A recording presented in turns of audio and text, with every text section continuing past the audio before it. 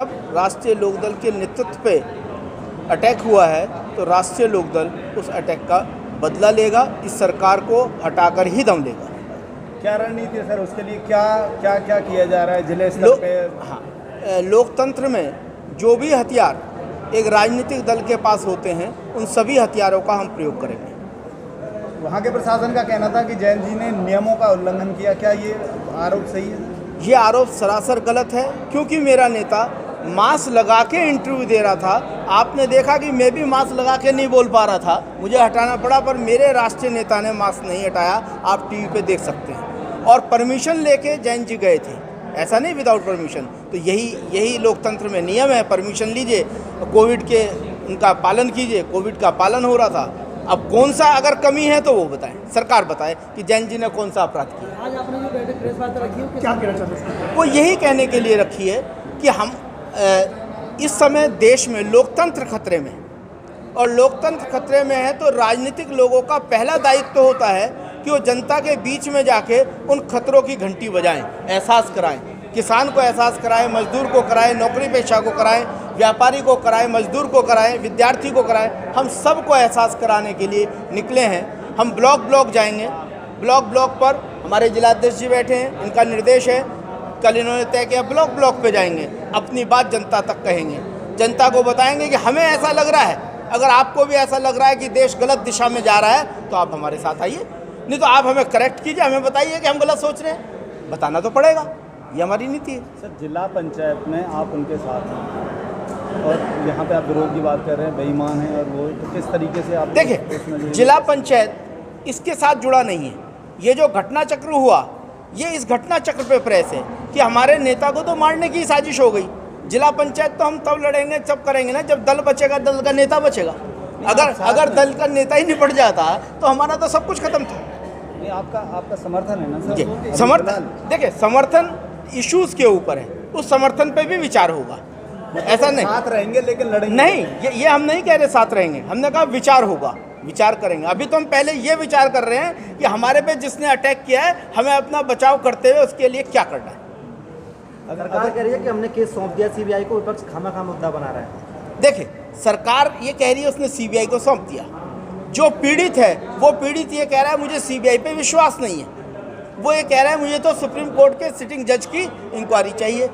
तो जिसके लिए हम काम कर रहे हैं वो तो संतुष्ट होना चाहिए ना, सरकार को इस पर पुनर्विचार करना चाहिए।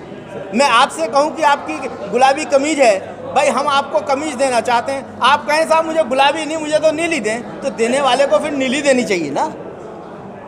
सर, इस घटना से क्या आप मानते हैं कि राष्ट्रीय लोकदल की जो स्थिति है यहाँ पे कमजोर है, विपक्ष में प्रॉपर विपक्ष की भूमिका नहीं निभा पा रहा है पूरे तरीके से? देखिए, राजनीतिक दल कभी कमजोर नहीं होता।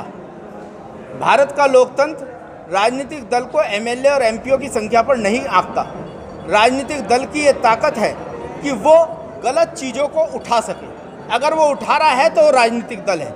अगर रात्रि को 2 बजे एक कन्या की लाश को लाश बनाते हुए, मृत नहीं, लाश बनाते हुए उसकी माँ को नहीं दिखाया, कुमकुम नहीं लगाने दिया, उसके बाप को नहीं आने दिया, तो कौन सी साजिश थी?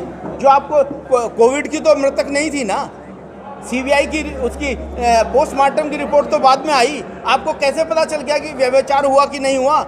ये सब प्रिजुडिस था।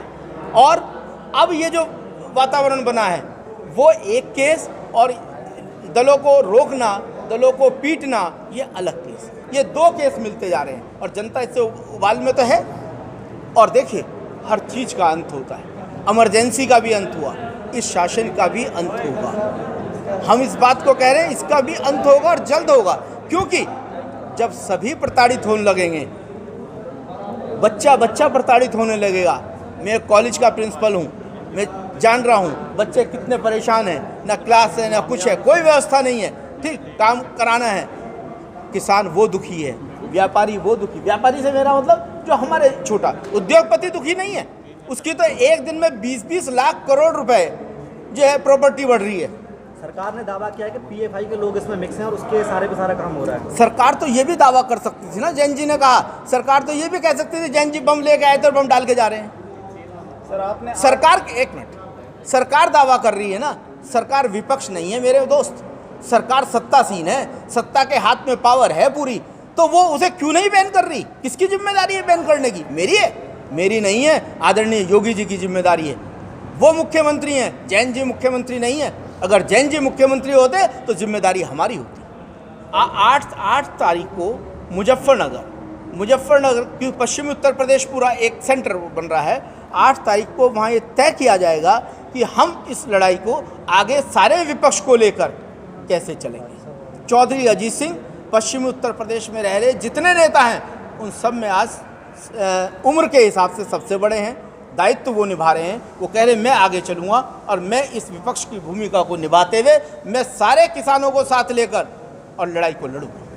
सारे विपक्ष को इकट्ठा सबको इकट्ठा, आप देखिए ना उस दिन वहाँ सब विपक्ष इकट्ठा होगा।